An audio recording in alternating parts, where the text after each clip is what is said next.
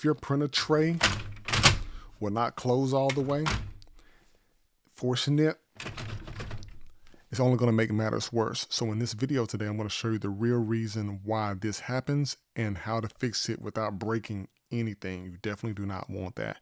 And so this is one of the most common printer issues that I see, whether this is at home or in an office space. And most of the time, the printer itself isn't broken. It's just some little bitty settings that you just need to configure on the tray itself. So I definitely want to show you here.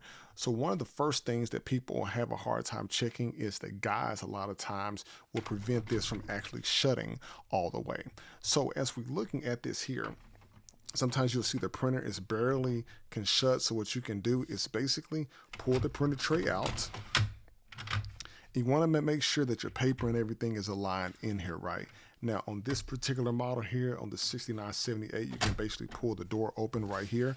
A lot of times people will get in here and they will try to do the paper like this and they can't see up underneath here. But if you raise this up, you can kind of see clearly right there.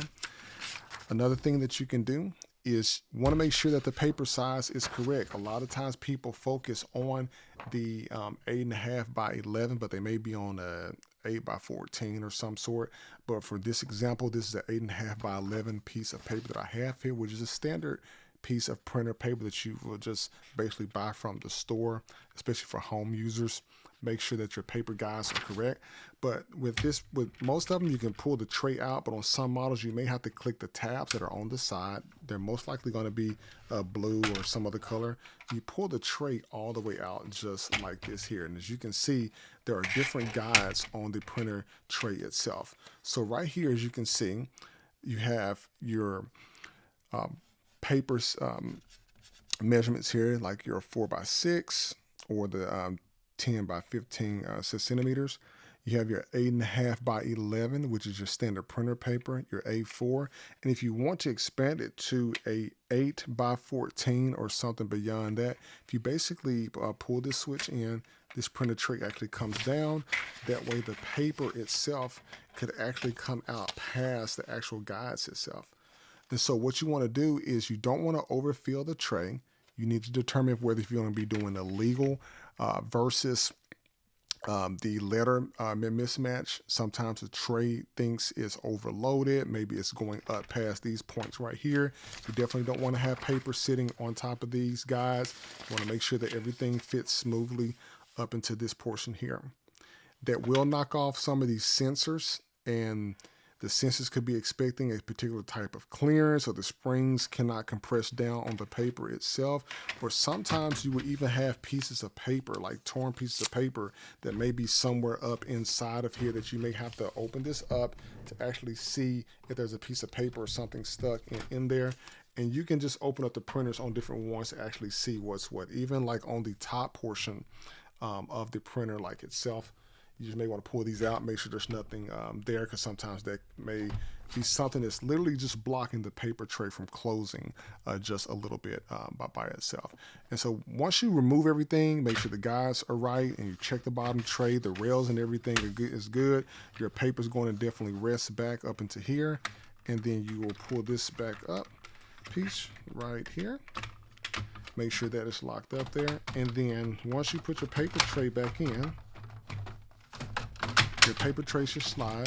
It should click. Make sure everything is flushed. Sometimes you can pull the printer up like this right here.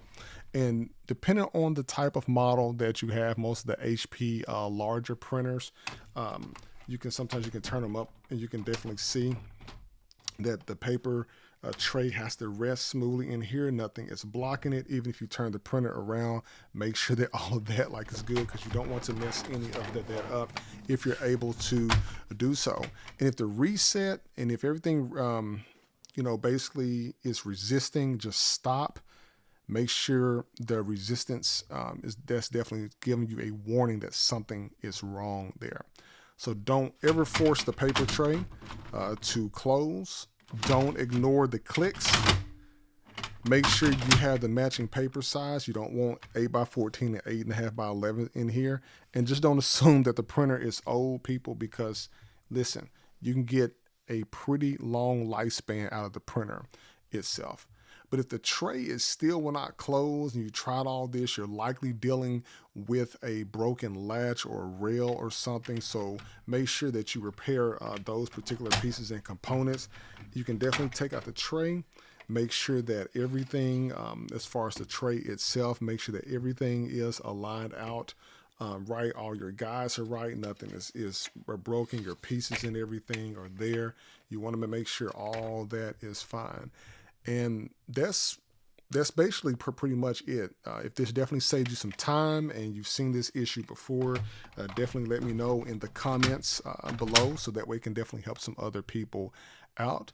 And I'll be breaking more of these daily tech tip things down for you regarding these tech failures. But once again, this is pretty much kind of a standard on all your printers and everything. So definitely like, listen, subscribe to the channel. DivTech 101, aka Black Mantle. Look forward to bringing more content to you all soon.